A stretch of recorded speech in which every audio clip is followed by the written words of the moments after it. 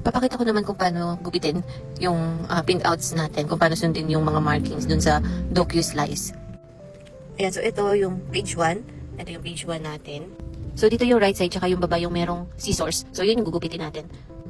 Tapos, syempre, gugupitin natin yung mga extra part na yan, yung mga white part. Hindi yun kasama dun sa picture natin ng lemon.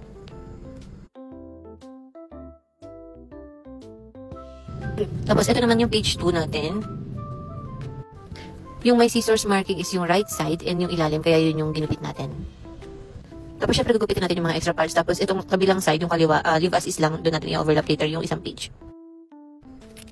Ayan, ito naman tayo sa third page. Gugupitin natin yung ilalim, tsaka yung mga extra parts. Yung kaliwa, leave lang ulit na as is.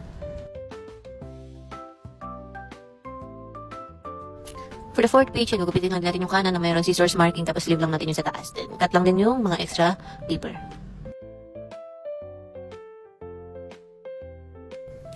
For the fifth part, cut lang ulit natin yung right, and then leave lang yung left at saka yung top, tapos cut lang natin yung mga extra paper sa ilalim.